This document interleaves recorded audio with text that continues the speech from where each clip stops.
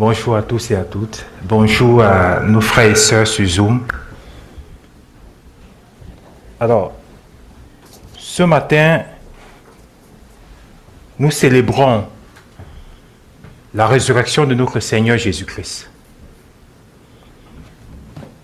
J'essaie encore de comprendre la corrélation entre la résurrection de Jésus et la culture populaire qui met en avant le lapin et les œufs. Je n'ai pas encore réussi à comprendre, je n'ai même pas encore eu le courage de fouiller dessus.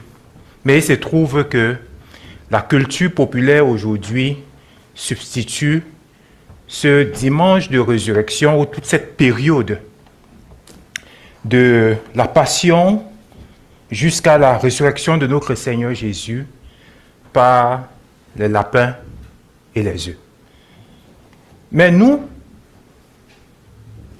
les chrétiens, c'est un jour pour nous de célébrer la résurrection de notre Seigneur. Pourquoi? Parce que, comme Paul le dit, s'il n'y a pas de résurrection, la foi chrétienne est vaine. Mangeons et buvons, car demain nous mourrons, il n'y a plus rien. Mais parce qu'il y a la résurrection de notre Seigneur Jésus-Christ, nous avons une espérance. L'espérance que nous avons, c'est que comme Christ est ressuscité d'entre les morts, quiconque croit en lui, comme son Seigneur et Sauveur, sera aussi ressuscité. Nous avons une assurance. L'assurance que nous avons, c'est que la parole de Dieu, le plan de Dieu, annoncé bien avant, des siècles avant, par des prophètes, annoncé des siècles avant, quand on parcourt tout l'Ancien Testament, que ce soit les prophètes, les écrits des psaumes, les écrits de Moïse, cette prophétie, ces promesses parlant de la personne de Jésus, de la mort et de la résurrection de Jésus, s'est accompli. Ça veut dire quoi? Ça veut dire que ce que Dieu dit, ça s'accomplit. Donc si nous croyons à ce qu'il a dit, nous avons déjà premièrement vu cet accomplissement en la personne de Jésus-Christ, sa résurrection d'entre les morts, et cette assurance qu'il nous donne que nous aussi nous serons ressuscités d'entre les morts, effectivement, parce qu'il a fait avec Jésus, il le fera aussi avec nous, et nous serons dans sa présence glorieuse. Amen. Alors, s'il y a une chose à retenir dans mon message de ce matin, c'est tout ce que je viens de dire. Donc, si on sort d'ici et qu'on n'a rien retenu, la seule chose que nous pouvons dire, que nous avons retenu de mon message, sera Jésus-Christ ressuscité. C'est notre espérance. Et comme Christ est ressuscité d'entre les morts, nous aussi, nous allons ressusciter pour être avec Dieu dans sa présence glorieuse. Et ça là, c'est fondamental. C'est la raison d'être de la foi chrétienne. Je vais prier. Notre Seigneur, merci pour ta grâce que tu nous donnes de partager ta parole. En ce jour, nous célébrons pas seulement ta mort à la croix pour nos péchés, mais plus encore ta résurrection. Ma prière, notre Seigneur, c'est que ce message soit un message d'encouragement, parce que ça va nous rappeler les fondements de pourquoi nous avons cru en Jésus-Christ. Et aussi, davantage que ça nous donne de l'assurance, parce que ta parole s'accomplit. Merci notre Seigneur, au nom de Jésus. Amen. Alors, mon message de ce matin sera un message assez simple. Je ne vais pas apprendre quelque chose de nouveau que ce que vous connaissez déjà, sauf que ça sera un rappel de ce qui fait le fondement de notre foi. C'est important de se rappeler tout le temps. On va parler de la résurrection de notre Seigneur Jésus, mais on va regarder ça dans un autre angle de vue. Comment les prophéties, comment les paroles de l'Ancien Testament s'est accomplies en Jésus. La promesse de Dieu qui s'accomplit en Jésus-Christ. Le plan parfait de Dieu pour le salut de l'humanité qui s'accomplit en Jésus-Christ. Donc, je vais faire un parcours des grandes lignes de l'Ancien Testament jusqu'à la résurrection de notre Seigneur Jésus. C'est ça mon message de ce matin. Alors, la scène commence 3 jours après la crucifixion de Jésus.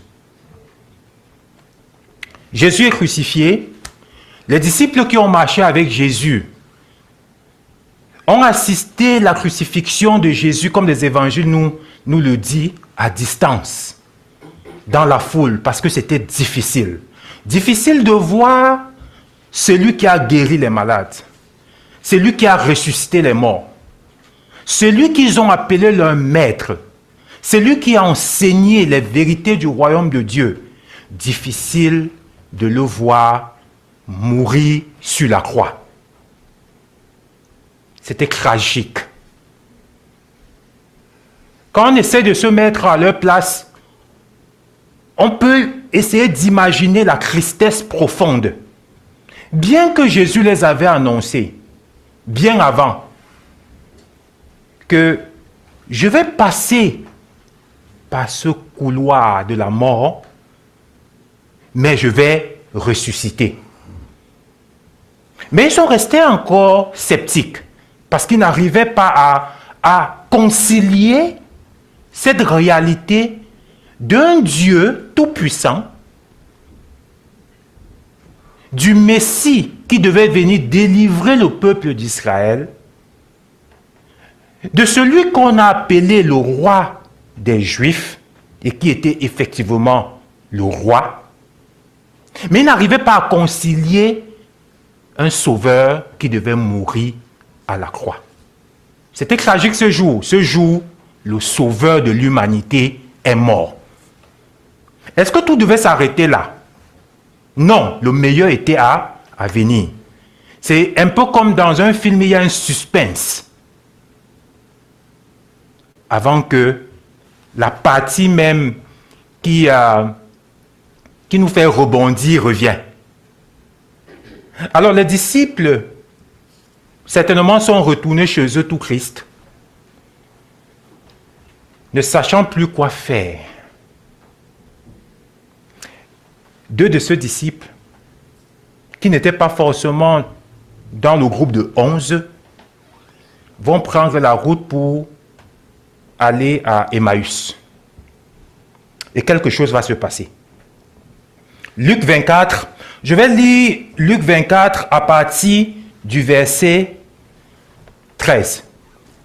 Et voici ce jour, 2 disciples allaient à un village nommé Emmaüs, éloigné de Jérusalem de 60 stades, et ils s'entretenaient de tout ce qui s'était passé.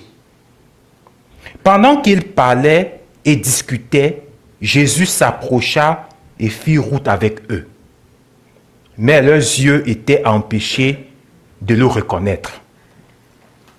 Il leur dit, « De quoi vous entretenez-vous en marchant ?» Et ils s'arrêtèrent, l'air attristés. On peut comprendre.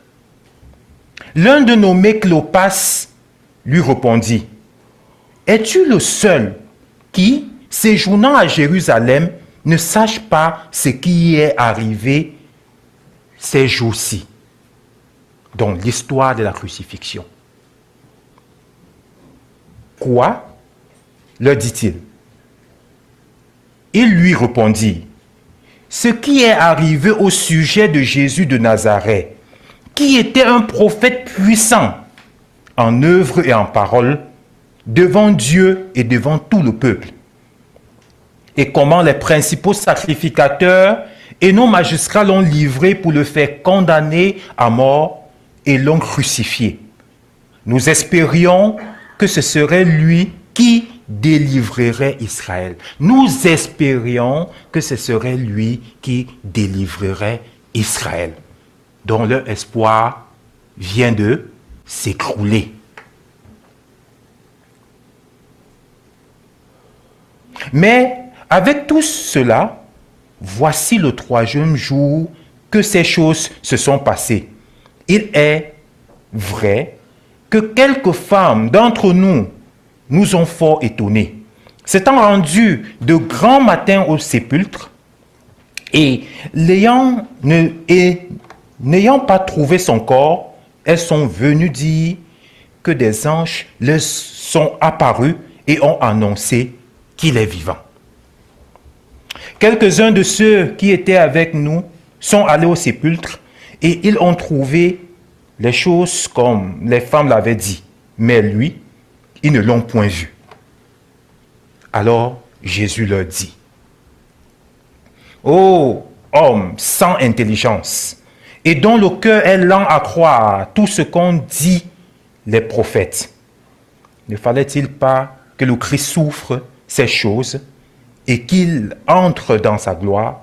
Et commençant par Moïse, par tous les prophètes, il leur expliqua dans toutes les Écritures ce qui le concernait.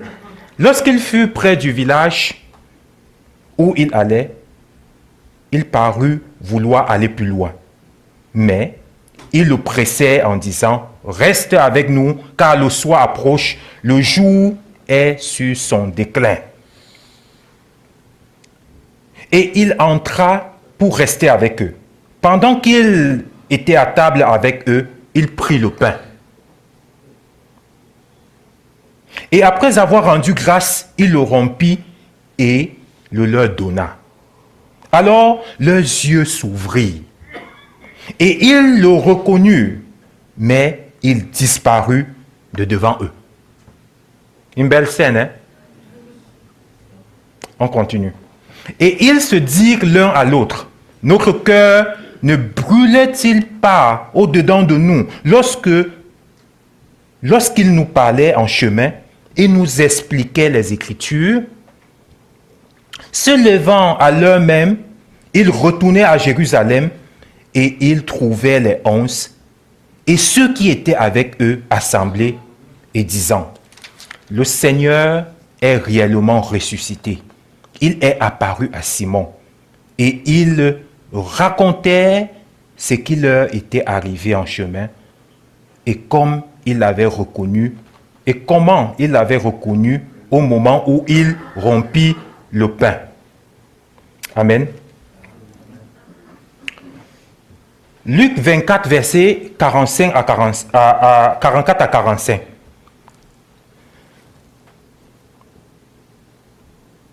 Puis il leur dit, « C'est là ce que je vous disais lorsque j'étais encore avec vous. » C'est Jésus qui apparaît cette fois-ci en présence des 11. Du verset 36 au verset 44. Là, je dis directement les paroles de Jésus. Puis il leur dit, « C'est là ce que je vous disais lorsque j'étais encore avec vous. Qu'il fallait que s'accomplisse tout ce qui est écrit de moi dans la loi de Moïse, dans les prophètes et dans les psaumes. » Alors, il leur ouvrit l'esprit afin qu'ils comprennent les Écritures.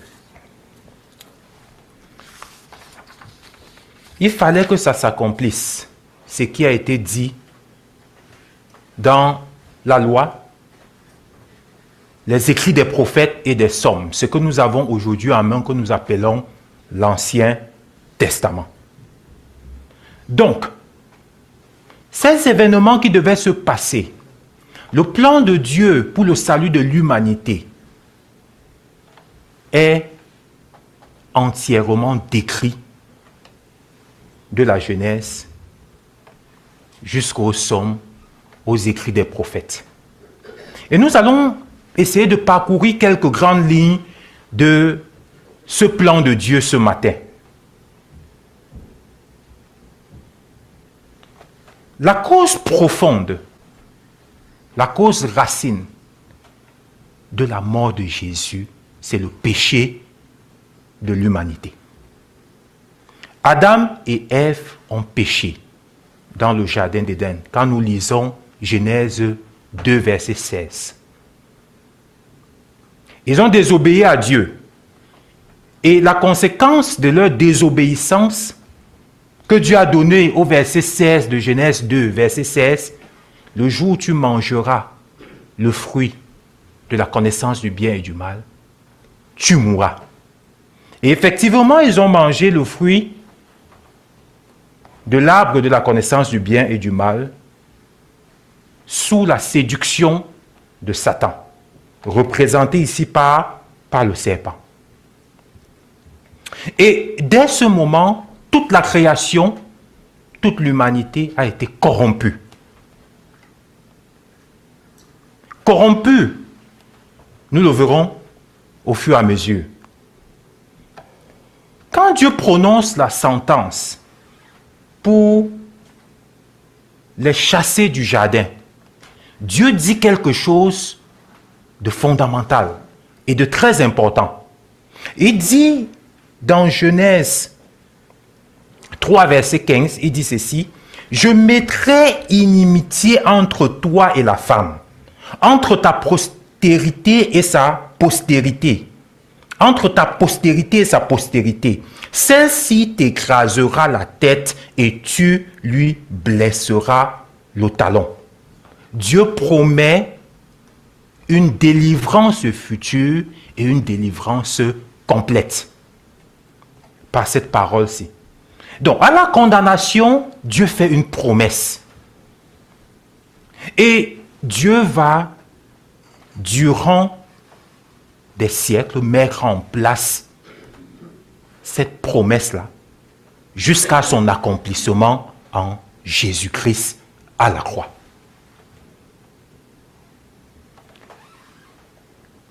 À cause du péché, l'humanité est corrompue. Les valeurs morales et spirituelles établies par Dieu ont été renversées par des valeurs de l'homme qui décide de faire des choses selon sa propre volonté, mettant de côté la volonté de Dieu. Le péché qui a commencé par ce qu'on pourrait dire une simple désobéissance, on pourrait entre guillemets, parce que c'était très grave, a grandi, s'est multiplié par la rébellion, les crimes, la jalousie, etc. Toute la terre était rebelle à Dieu. Le mal ne faisait que proliférer, jusqu'à ce qu'au temps de Noé, Dieu décide de détruire toute la création, toute la terre qu'il a eu à faire, détruire les humains, détruire les animaux, les plantes, par un grand déluge. Il s'est réservé un petit reste, et la famille de Noé. Après cela, Dieu fait une alliance avec Noé, où il dit, il ne va plus détruire la terre à cause du péché des hommes. Mais il continue son plan. Dans son plan, après Noé, il choisit un homme. Cet homme-là, c'est Abraham. Et il fait cette promesse à Abraham dans Genèse 12, versets 1 à 3. Je vais lire. L'Éternel dit à Abraham, « Va-t'en de ton pays, de la patrie et de la maison de ton père, dans le pays que je te montrerai. Je ferai de toi une grande nation et je te bénirai. Je rendrai ton nom grand et tu seras une source de bénédiction. Je bénirai ceux qui te béniront et je maudirai ceux qui te maudiront. Et toutes les familles de la terre seront bénies en toi. » Dieu continue son plan.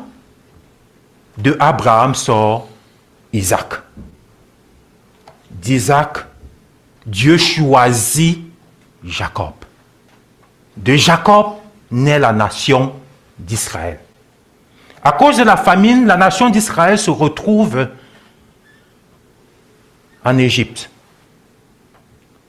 sous la gouverne de leur frère Joseph, dont ils ont vendu les fils de Jacob, donc les fils d'Israël. Ils se sont multipliés en Égypte. Ils sont devenus un peuple nombreux. Et après est venu un moment où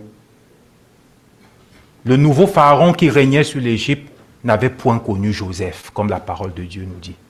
Et ce peuple a été assujetti à l'esclavage pendant 400 ans. Par la suite, Dieu se souvint de son peuple. Il choisit un homme, Moïse. Il délivre son peuple de l'esclavage d'Égypte pour leur promettre une terre où coule le lait et le miel. Une terre d'abondance, Canaan. Mais le peuple,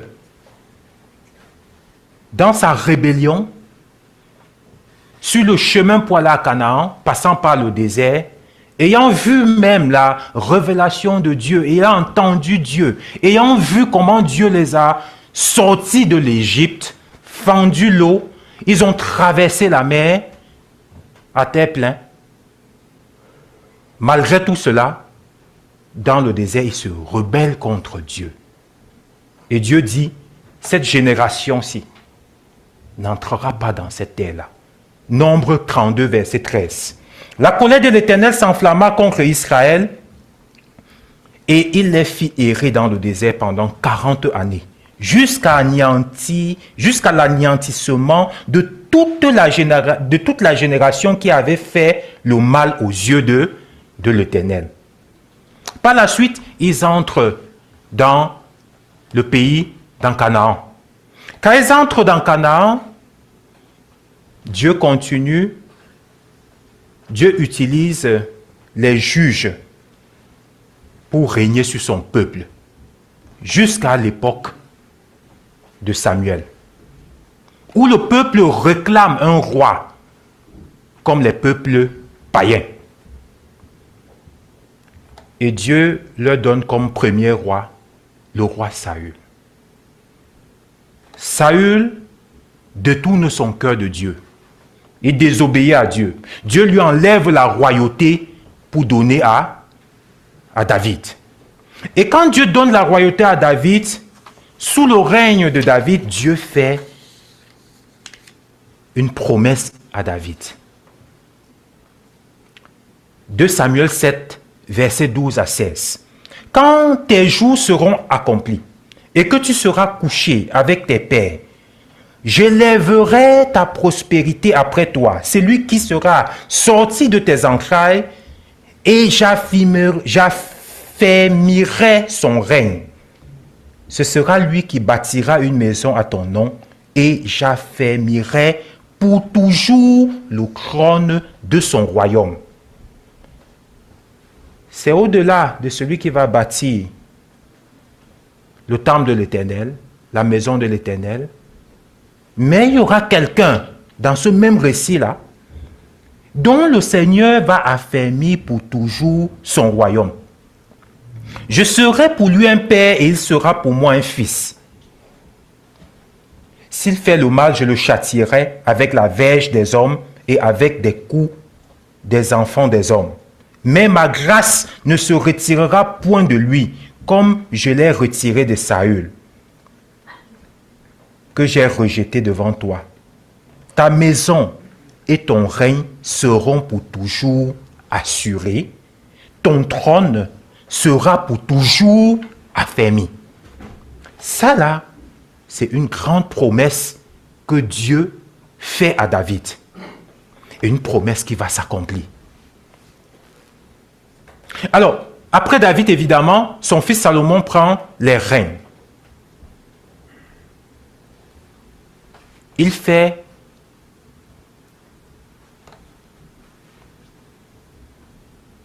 une brillante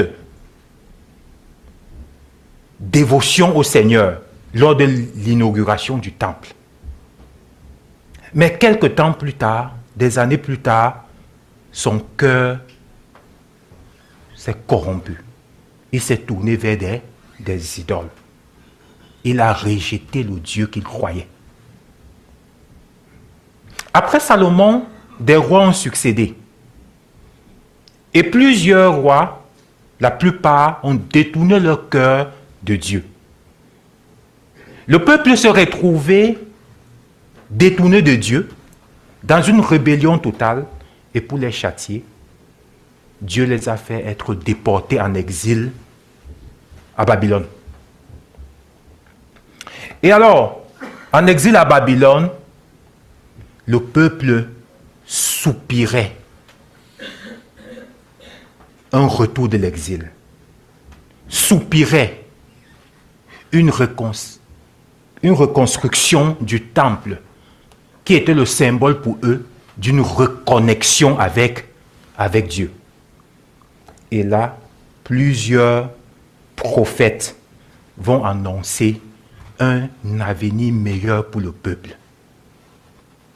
Un avenir où Dieu pardonnerait le peuple, où le Seigneur ramènera le peuple de l'exil et renouvellera son alliance avec le peuple.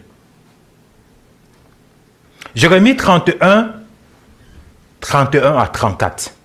Progressivement, nous voyons comment le plan de Dieu se met en place pour s'accomplir en Jésus-Christ. Voici les jours viennent, dit l'Éternel, où je ferai, Jérémie 31, versets 31 à 34. Voici les jours viennent, dit l'Éternel, où je ferai avec la maison d'Israël et la maison de Juda une alliance nouvelle. Non comme l'alliance que je traitais avec leur père, le jour où je les saisis par la main pour les faire sortir du pays d'Égypte. Alliance qu'ils ont violée. Quoique je fusse leur maître, dit l'Éternel, mais voici l'alliance que je ferai avec la maison d'Israël. Après ces jours-là, dit l'Éternel, je mettrai ma loi au-dedans d'eux. Je l'écrirai dans leur cœur et je serai leur Dieu. Et ils seront mon peuple. Celui-ci n'enseignera plus son prochain, ni celui-là son frère, en disant, connaissez l'Éternel, car tous me connaîtront, depuis le plus petit jusqu'au plus grand, dit l'Éternel, car je pardonnerai leur iniquité et je ne me souviendrai plus de leurs péchés.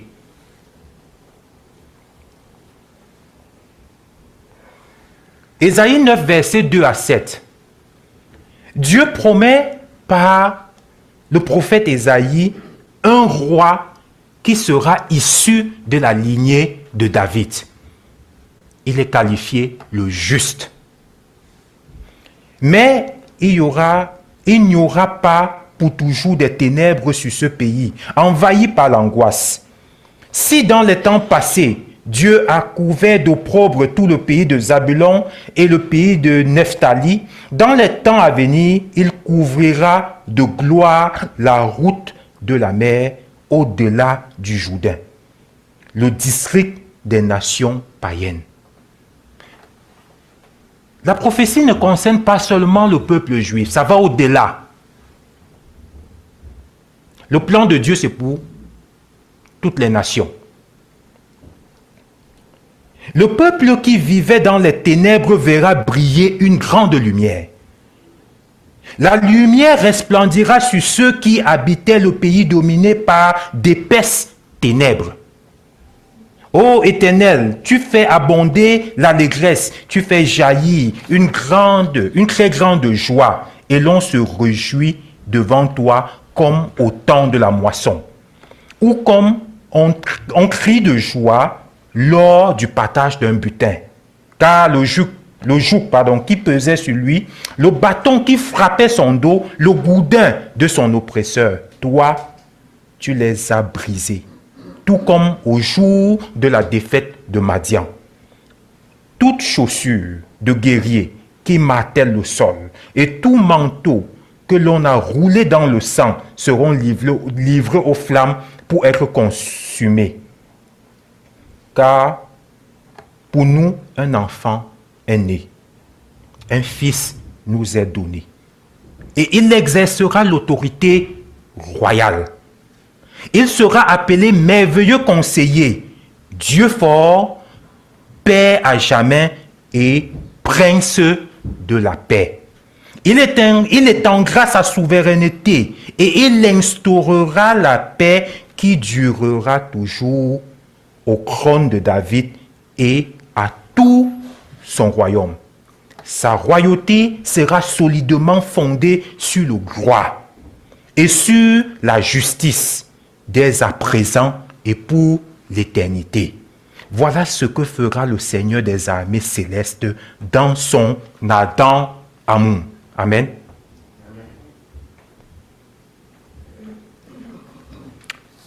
Ésaïe, je vais sauter quelques textes. Ésaïe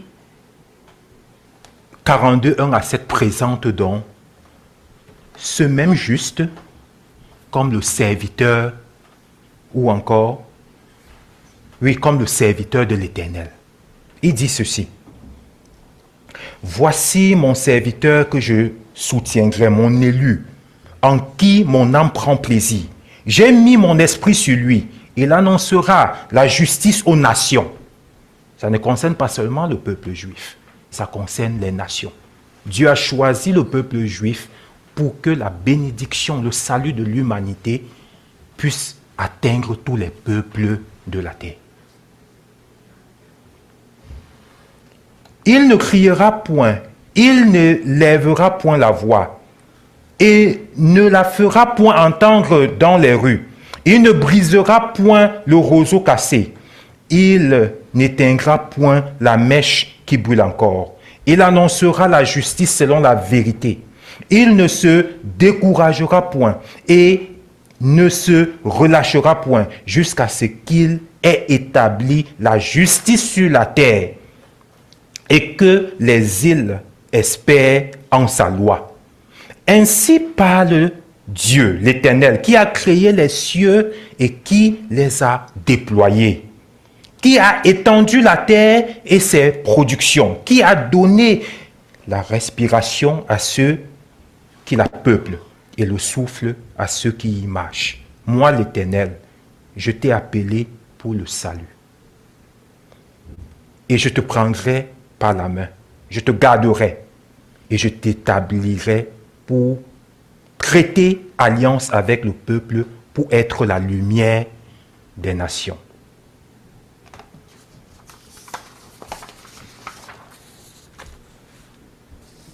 Alors, le serviteur de l'Éternel, ce même serviteur de l'Éternel qui viendra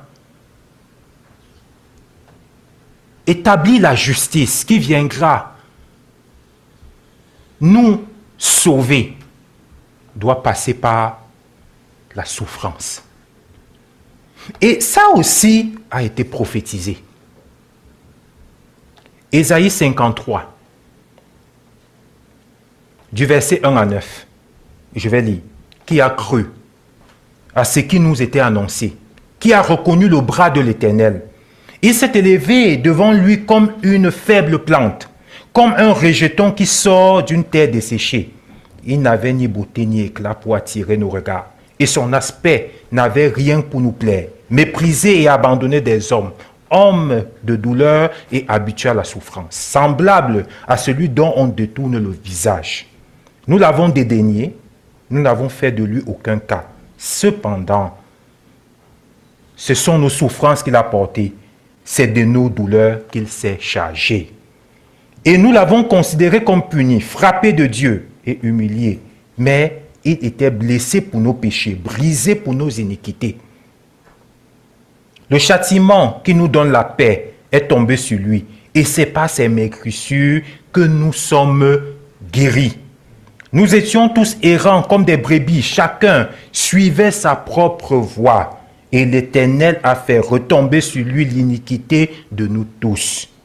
Il a été maltraité, opprimé, et il n'a point ouvert la bouche.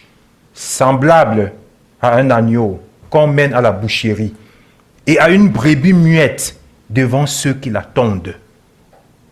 Il n'a point ouvert la bouche. Il a été enlevé par l'angoisse et le châtiment. Et parmi ceux de sa génération, qui a cru qu'il était retranché de la terre des vivants et frappé pour les péchés de son peuple? On a mis son sépulcre parmi les méchants, son tombeau avec le riche, quoiqu'il n'eût point commis de violence et qu'il n'eût point de fraude dans sa bouche. Ça là, c'est Jésus. C'est ce que Jésus a subi. C'est ce que Jésus a subi pour toi, pour moi. C'est ce que Jésus a subi pour réconcilier l'homme avec Dieu. Le péché nous a éloignés de Dieu. Le péché a séparé l'homme avec Dieu. Le péché t'a séparé avec Dieu. Et le châtiment qui était réservé au péché, la mort éternelle, Jésus l'a porté. Afin que toi qui m'écoutes et qui n'as pas encore fait le choix de croire au Seigneur Jésus, crois aujourd'hui. Christ a porté ton péché à la croix.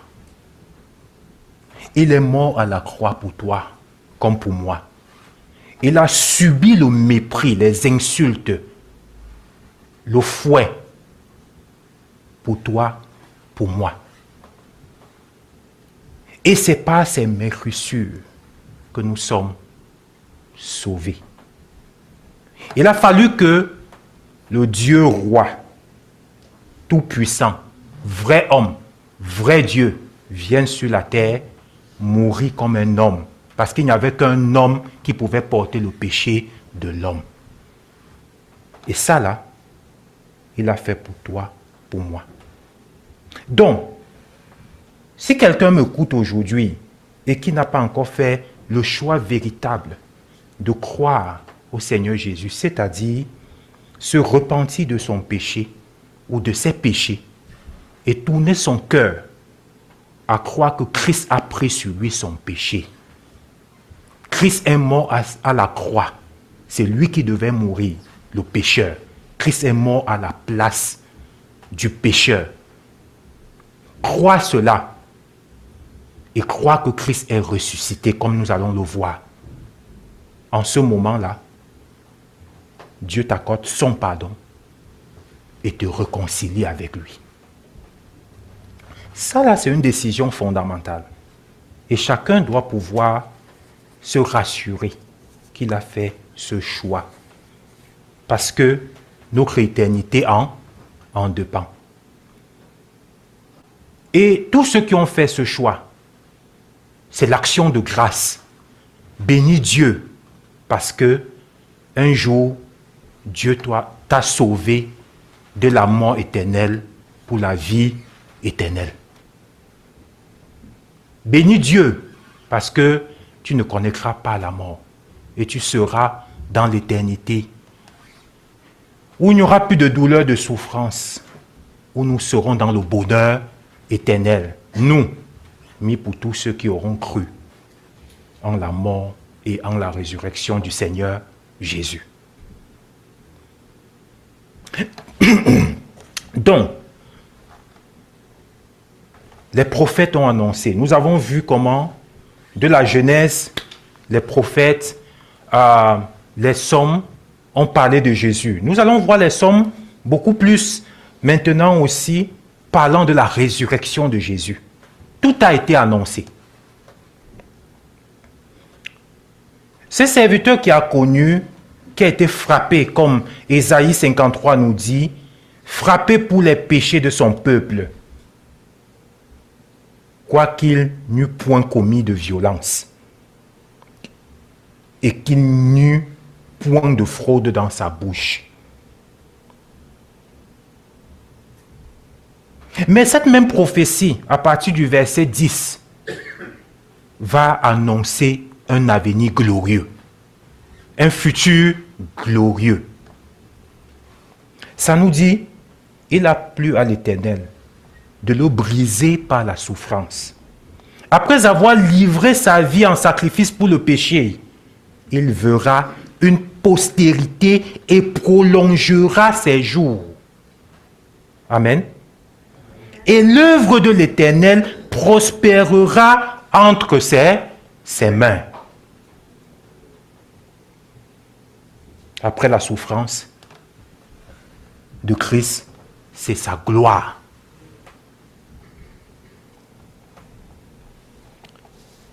Dans les Actes des Apôtres, du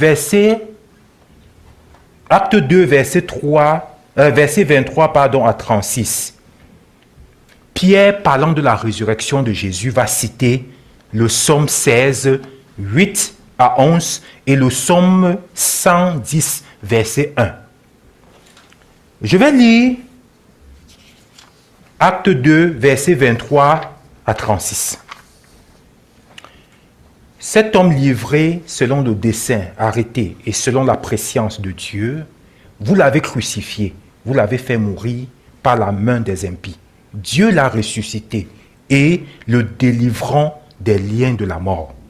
Parce qu'il n'était pas possible qu'il fût retenu par elle.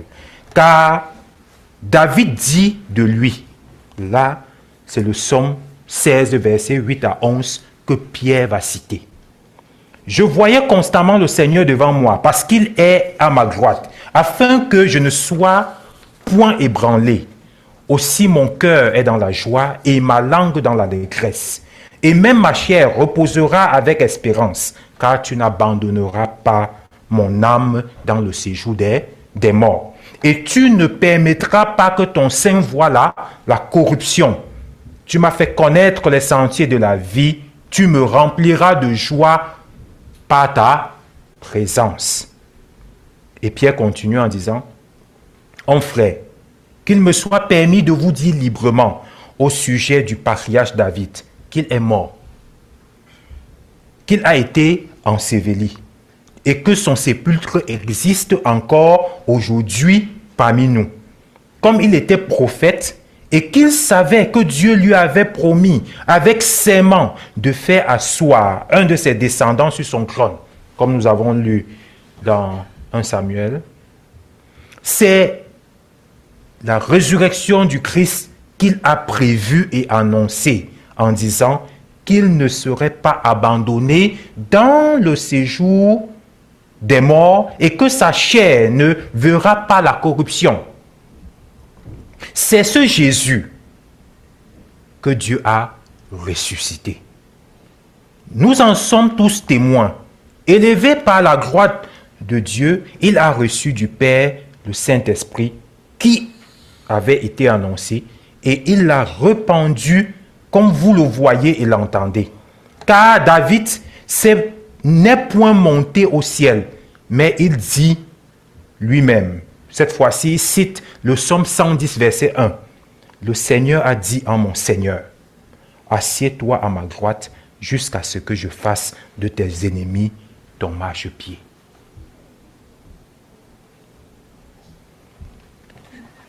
Alors, la résurrection de notre Seigneur Jésus est l'accomplissement de la promesse de Dieu.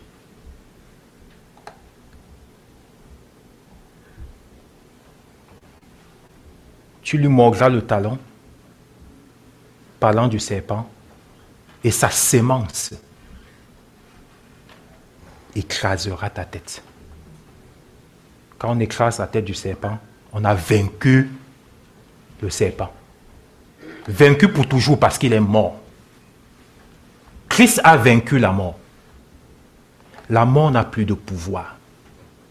C'est parce que Christ a vaincu la mort, comme je disais au début de mon message, que nous avons cette assurance que si aujourd'hui nous croyons au Seigneur Jésus-Christ comme notre Seigneur et Sauveur, qu'il a pris sur lui nos péchés en mourant à la croix, nous le croyons.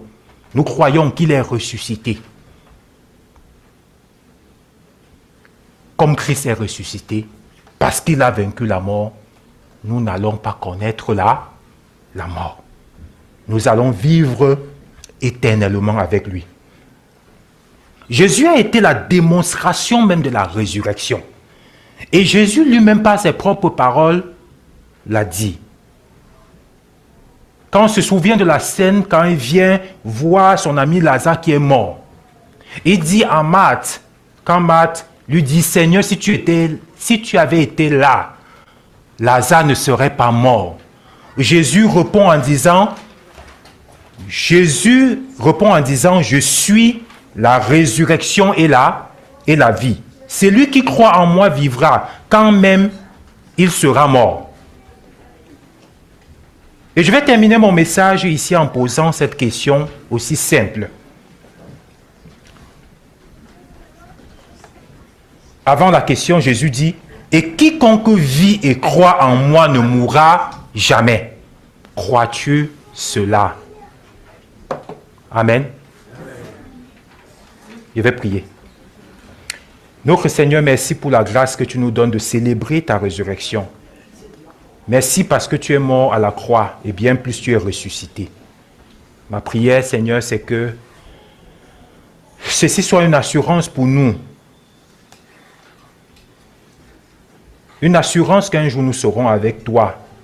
Nous étant mis pour tous ceux qui croient en ta mort et en ta résurrection.